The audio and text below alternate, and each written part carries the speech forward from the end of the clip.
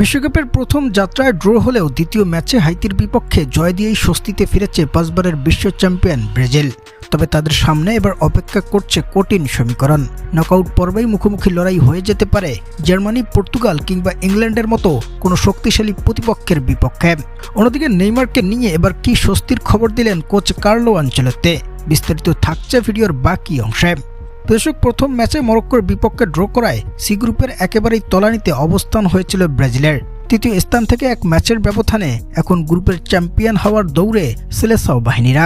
যেখানে হাইতির বিপক্ষে ব্রাজিলের জয় 3 গোলের ব্যবধানে, অন্যদিকে তাদের গ্রুপে থাকা মরক্কো জিতেছে স্কটল্যান্ডের বিপক্ষে 1 গোলের ব্যবধানে। তাই মরক্কো আর ব্রাজিলের পয়েন্টটা বর্তমানে সমান হলেও গোল ব্যবধানে শীর্ষ স্থানে সেলেসাওরা। যেখান থেকে গ্রুপের চ্যাম্পিয়ন দল হয়ে গ্রুপ পর্ব শেষ করতে পারলে এফ গ্রুপের রানার আপ দলের সাথে নকআউট পর্বে মুখোমুখি লড়াইটা হয়ে যাবে ব্রাজিলের। এবং যদি রানার আপ দল হয়ে রাউন্ড অফ 32-তে পৌঁছে যায় ব্রাজিল, তবে তখন তাদের মুখোমুখি লড়াই করতে হবে এফ গ্রুপের চ্যাম্পিয়ন দলের সাথে। এছাড়াও যদি স্কটল্যান্ডের বিপক্ষে হেরে যায় তারা, তবে তখন তাদের স্থানটা হবে তালিকার 3য় স্থানে।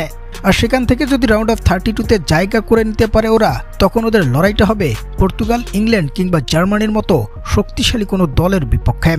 এদিকে স্কটল্যান্ডের বিপক্ষের ম্যাচটায় নির্ধারণ হয়ে যাবে গ্রুপের রানার আপ এবং চ্যাম্পিয়ন দল কারা হতে যাচ্ছে। তাই শক্তিশালী স্কটল্যান্ডকে এবার কোনোরকম ছাড় না দিতে একাদশে এবার নেইমারকে ফেরানোর ঘোষণা দিয়েছেন কোচ কার্লো আনচেলত্তি। যদিও ইনজুরি কাটিয়ে মাঠের ফুটবলে অনেক আগেই ফিরেছেন তারকা এই ব্রাজিলিয়ান, তবে তাকে নিয়ে কোনো রিস্ক না নিতে চাওয়া সিভিএফ এবার অবশেষে বেঁকে বসেছে। যে কোনো মূল্যেই স্কটল্যান্ডকে হারিয়ে গ্রুপের চ্যাম্পিয়ন দল হতে চাচ্ছে ওরা। তাই নেইমারকে নিয়ে এবার সেরা একাদশ সাজাবেন কার্লো আনচেলত্তি। দর্শক, আপনার কি মনে হয়, ব্রাজিল কি পারবে শক্তিশালী স্কটল্যান্ডকে হারিয়ে গ্রুপের চ্যাম্পিয়ন হয়ে গ্রুপ পর্ব শেষ করতে? জানাবেন কমেন্টে।